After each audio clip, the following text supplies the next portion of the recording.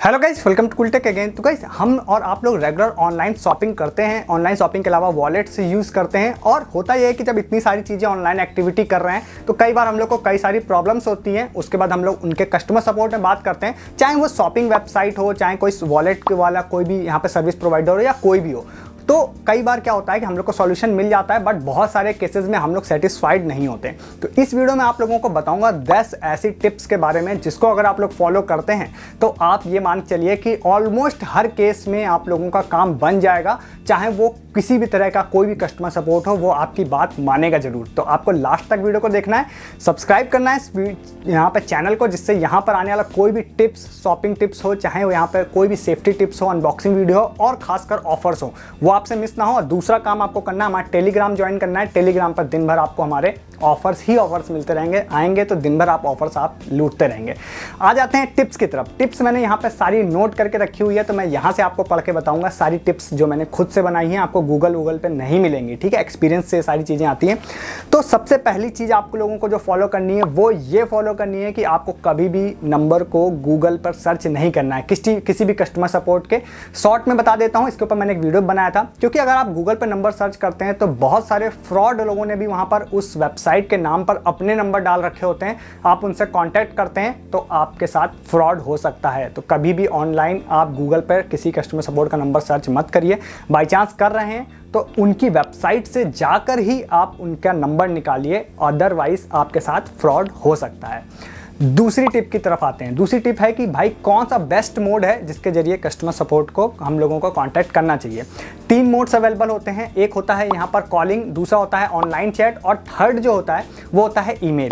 मैं क्या प्रेफर करता हूँ मैं बताता हूँ। इसके 2 रीज़न हैं। सबसे पहला, मैं जो यहाँ पर प्रेफर करता हूँ वो ईमेल है। ईमेल क्यों है उसका रीज़न मैं आगे बताऊंगा आपको। सबसे पहले मैं ईमेल प्रेफर करता हूं, दूसरा मैं ऑनलाइन चैट प्रेफर करता हूं, थर्ड वे में मैं कॉलिंग प्रेफर करता हूं। क्यों? देखिए, इसके पीछे रीज़न ये होता है कि कॉलिंग में हर बंदा जो होता है बोलने में बहुत ज़्यादा माहिर नहीं होता है। आप कस्टमर सपोर्ट में कॉल करते हैं, आप हो सकता है अपनी बातों को ही अच्छे से ना रख पाएँ और सामने जो बंदे से आप बात कर रहे हैं वो उस चीज़ में एक्सपर्ट है, तो वो आपको कुछ भी समझा देगा, आप समझ जाएंगे, कॉल काट देंगे।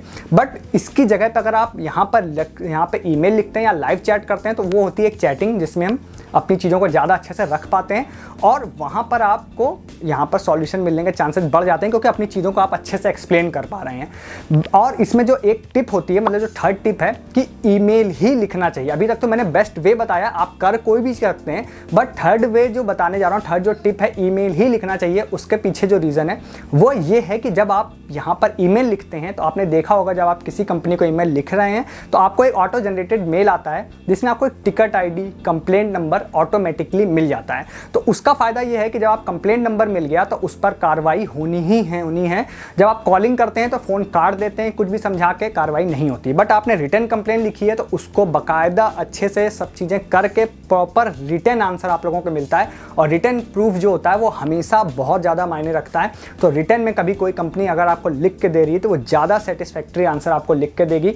प्लस आपको एक कंप्लेंट ID मिल जाएगी, मतलब आप कभी भी उसके ऊपर आगे कार्रवाई करना चाहें तो आप सीधे बस वो कंप्लेंट नंबर आगे फॉरवर्ड करते जाइए, उसके ऊपर का फॉलोअप आपको मिलता जाएगा। तो ये बहुत बेस्ट वे होता है। तो आप चाहें तो आप कर कुछ भी सकते हैं। अगर आप बोलने में ज़्यादा माहिर हैं तो फिर आप कॉलिंग जरूर प्रेफर करें, बट आप बहुत ज़्यादा अच्छा नहीं बोल पाते हैं, मतलब अपनी चीज़ों को नहीं रख पाते हैं अच्छे से, तो फिर आप लोगों को ईमेल को प्रेफर करना चाहिए। मैं भी ईमेल को ज़्यादा प्रेफरेंस देता हूँ क्योंकि वो रिटर्न प्रूफ वहाँ पर होता है, ठीक है। नेक्स्ट यहाँ पर है जो कि है कि आप कभी भी कस्टमर सपोर्ट से बात करें तो जूनियर जो लोग होते हैं, जूनियर, उनसे आप ज़्यादा बात मत करें। अगर आपको सेटिस्फाइड आंसर नहीं दे रहे हैं वो, तो आप कहिए कि आप जो है अपने सीनियर से बात कराइए।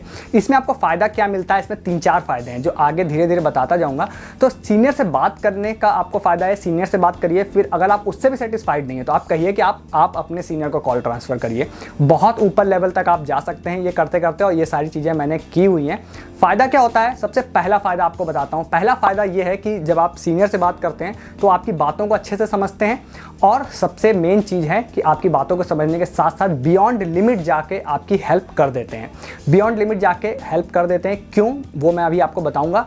क्योंकि देखिए सबसे मेन चीज़ तो आप ये मानिए कि उनके पास अथॉरिटी होती है कि कस्टमर गुस्सा नहीं होना चाहिए और बियॉन्ड लिमिट जाके आप हेल्प कर सकते हैं। तो सीनियर से बात करने में ये फ़ायदा है, जूनियर से बात करने में फ़ायदा नहीं है। मतलब वो सिर्फ आपको मुंह से ही आंसर दे सकते हैं, बियॉन्ड लिमिट नहीं जाएंगे। बियॉन्ड लिमिट नहीं जाने का मतलब ये है कि कभी अपनी जेब से वो कैशबैक नहीं देंगे। बट आप सीनियर से बात करेंगे तो कई केसेस में आपको पैसा रिफंड कैशबैक अपनी जेब से वो कंपनी दे देती है।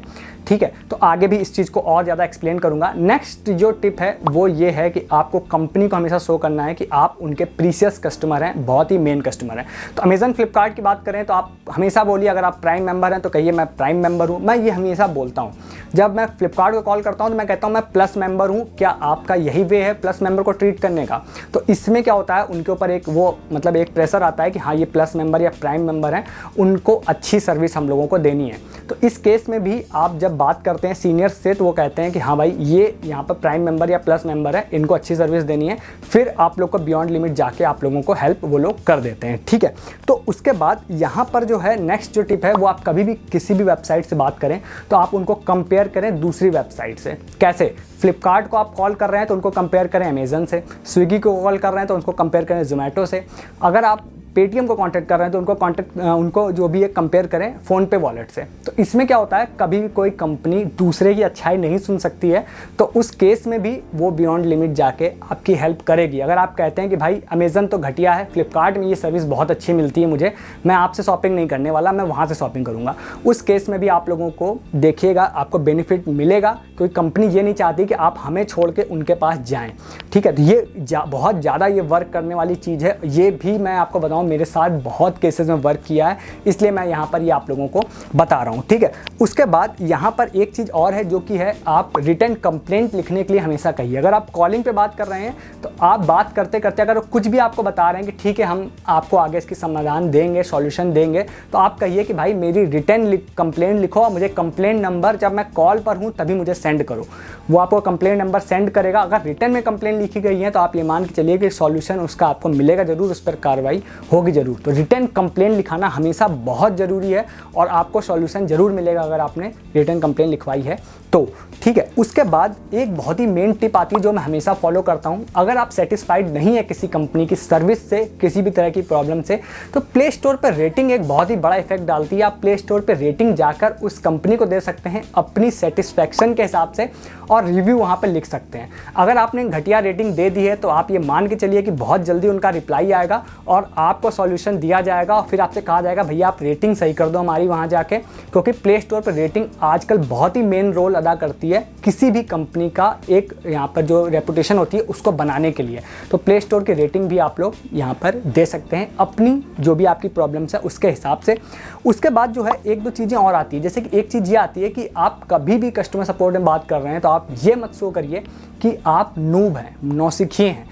क्यों? इसका मेन चीज़ ये होती है, अगर आपको सामने वाले बंदे को ये लगे आप नौसिखिए हैं तो वो कुछ भी समझा के फ़ोन काट देगा आपको। बट आपको ये शो करना है कि ये मैं रोज़ करता हूँ, मैं रोज़ कस्टमर सपोर्ट से डीलिंग करता हूँ, आप मुझे कुछ भी नहीं समझा सकते हो। इसके लिए दो तीन चीज़ें हैं, जैसे आप ये कह सकते हैं कि आप अपना नाम बताइए। ऐसे आप बात करेंगे तो उसको लगेगा भाई नाम पूछ रहा है, कहीं मेरे खिलाफ कोई कंप्लेन ना कर दे। आप ये कह सकते हैं कि भाई अगर मैं आपकी बात से मतलब सहमत नहीं हूँ, अगर मेरे को सॉल्यूशन नहीं मिला तो मैं आपकी कंप्लेन किससे कर सकता हूँ। आप डायरेक्टली उस बंदे से ही उसकी कंप्लेन करने के बारे में पूछ लीजिए, इसका भी फ़ायदा आप लोग को मिलेगा। आप कहिए आप मुझे अपनी सर्विस आईडी दीजिए, हालांकि वो देगा नहीं, फिर भी इससे ये चीज़ें लगती हैं कि आप आगे भी एक्शन ले सकते हैं अगर आपको बेवकूफ़ बनाया गया तो ये कुछ चीज़ें थीं जिससे अगर आप लोग इसको फॉलो करेंगे तो आपको मैक्सिमम केसेस में सॉल्यूशन मिल जाएगा। और ये सारी प्रैक्टिकली मेरे द्वारा की गई हैं।